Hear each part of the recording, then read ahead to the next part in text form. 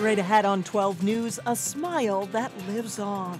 Nick was always smiling, and that's what I remember about him. How Nick's story has impacted others. Plus, the end of the rainbow in Robbinsdale, the store closure that will soon impact shoppers.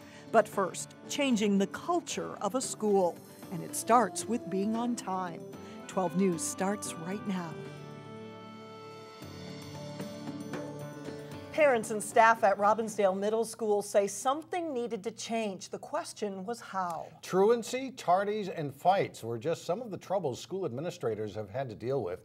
But as Delane Cleveland reports, there's a new trend emerging, something parents can appreciate. Bell will be ringing momentarily. Passing time at Robbinsdale Middle School is a chaotic scene. Ladies, if you are talking, you need to be walking. Let's go, y'all.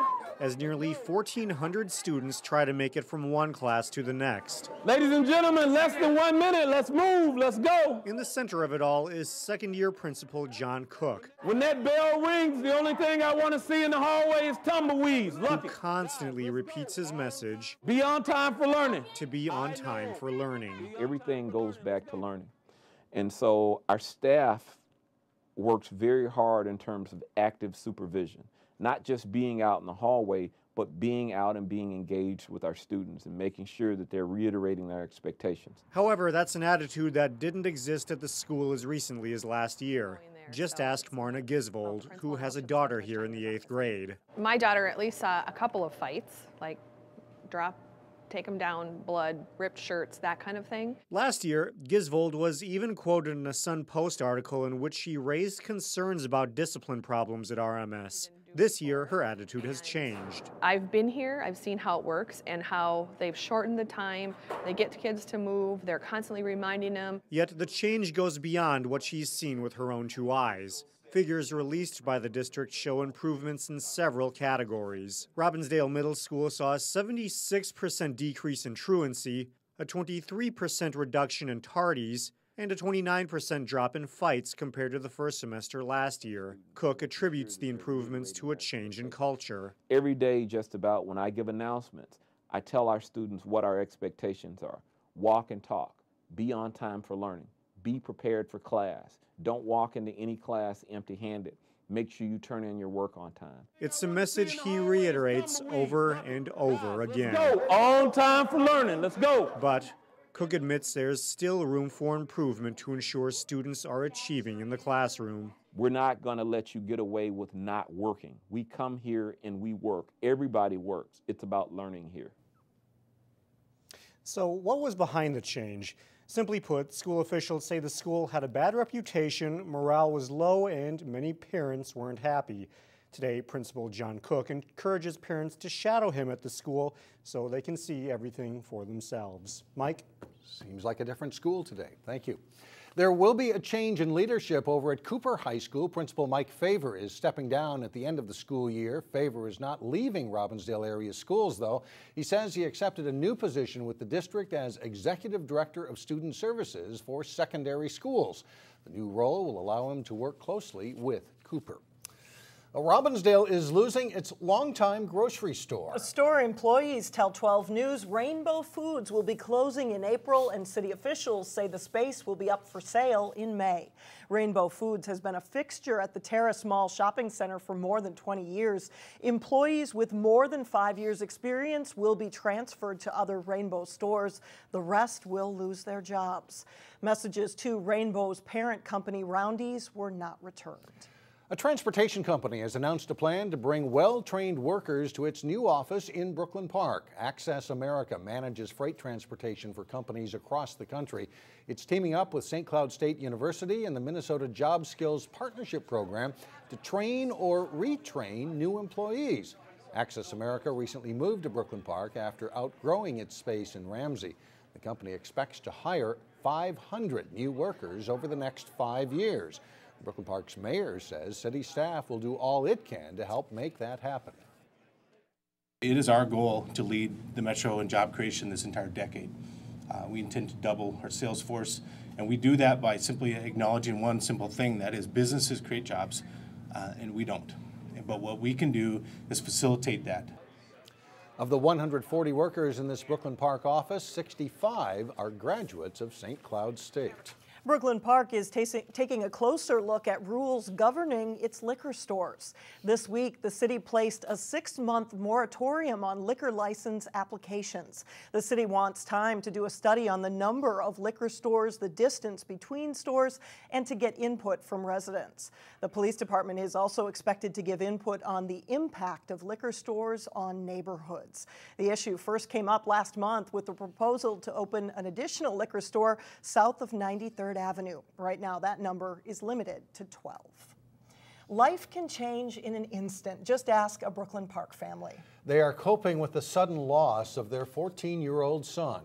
But with sadness comes an unforgettable smile and a community's sharing spirit. 12 News reporter Shannon Slatton has Nick's story. That is truly a picture of Nick, because he always drank Kool-Aid or something, and he still never figured out how to do it right. So he'd get it all over his lips, but he was always smiling. And that's what we remember about him the most. Paul Sosesky's oldest son, Nick, lived life on the go. The Osseo Junior High student played sports and was always surrounded by friends and siblings. I never had to bother him to get his homework done. He just did it. He was very responsible. He just, when he set a goal, he would do it. You know, for a young kid, 14 years old, he was genuinely just a nice kid. But last summer, 14-year-old Nick suddenly started getting sick. And that's why it was hard to figure out what was really wrong with him, because he would get sick and then he'd seem normal. The family had further tests scheduled, but then in November, Nick had a seizure in the middle of the night. It was bizarre that he was that sick and we had no idea, right until the very last moment. Doctors found a tumor in the middle of Nick's brain. Once it had spread to the spine, the diagnosis was there was no chance. Nick's family stayed at his bedside. Less than a month later, Nick died. The fact that he never really knew he was dying of cancer, is that a comfort? I don't know. Once he had the seizure, he never really regained consciousness. He never spoke to us again, so he never knew he was dying, I think. Now Nick's family is trying to adjust to a new normal. Nothing's the same anymore. He's not here. He's not watching the game. He's not harassing his brother. That's when it hits. Classmates and friends have wanted to help, dropping off mementos like this book with pictures of Nick. There he is, soccer. His sister, they were all in soccer that year. So friends have planned a fundraiser in memory of Nick. I can't thank these people enough. They're just amazing. And Paul says it's been comforting to know that his family isn't the only ones to remember Nick's smile. If you read the Caring Bridge site, you're going to see that everyone commented about his smile, because he always smiled all the time. So in Brooklyn Park, Shannon Slatton, 12 News. Nick's fundraiser is on Saturday, February 2nd at the Osseo Legion from 4 to 9 p.m. There's a bake sale, raffle, and silent auction to go along with the dinner. And the money will go into a fund for the family. Well, coming up, stepping into a ring of fire. We will preview the production set to take over the Plymouth Playhouse. And later in sports, the Armstrong-Cooper girls hockey team looks to finish strong as the regular season winds down. But first, a check of your AccuWeather forecast.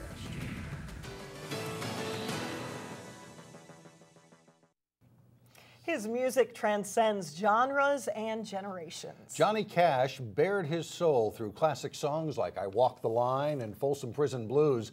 And starting this week, the Man in Black comes to life with the production of Ring of Fire at the Plymouth Playhouse. Here's Renee Bonneau with today's Weekend Showcase. Hello, I'm Johnny Cash. Though it starts as most all Johnny Cash concerts did. Hello, I'm Johnny Cash. You soon realize. Hello, I'm Johnny Cash. This show. Hello, I'm Johnny Cash. Is not a copycat. It's not an impersonation show, so it's just a show celebrating his music. So no one's actually trying to impersonate Johnny.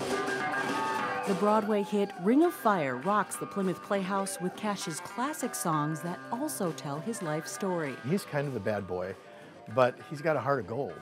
And he's kind of a victim of himself. He's got a lot of demons he has to wrestle with. And we all do. And in the end, he overcame them. While some voices in the show rival the Man in Black's rock-bottom vocals, female voices offer a different spin on the songs. And the show doesn't just feature stellar singing. We're all playing different instruments. We're passing the instruments around. So everyone's got playing guitars, and they're playing banjo, and then they're playing drums, and they're playing the spoons, and playing the wall. While this production offers fewer songs and singers than the Broadway version, the cast and crew promise 2 packed hours of energy, emotion, and legendary music. For Weekend Showcase, I'm Renee Bonneau.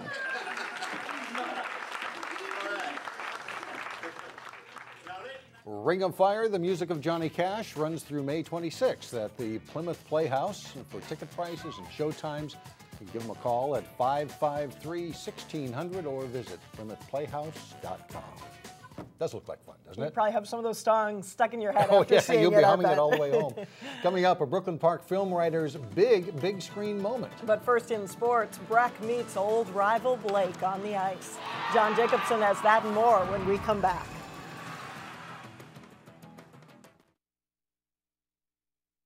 Hockey rivals on the ice, but not so close on the scoreboard. It wasn't, yeah. Bad night to be a Blake Bear in boys hockey. Breck versus Blake in any sport is a big deal for the athletes playing in their storied rivalry. But the Mustangs boys hockey team has in recent years been the dominant team in the series. This one at Blake Arena. First period, Breck on the power play. Andrew Kaiser with a shot from the left point. It's stopped. Michael Orkey knocks the loose puck in on the rebound, and it's 1-0 Mustangs. Lucas McCormick passes to Kaiser in the high slot. He shoots and scores to make it 3-0 Breck.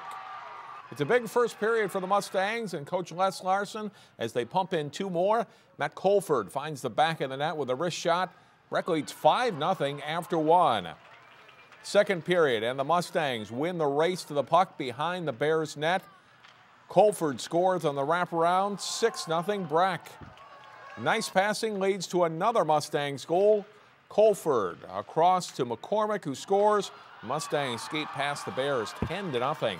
Also in boys hockey, Totino-Grace met Irondale. Scoreless through 1, but 22 seconds into the second period, Kellen Ellefson buries the rebound for Irondale, and the Knights looking for the upset, up 1-0. Grace gets it back. TJ Rue to Carter Rue for the one-timer. That ties the game at 1.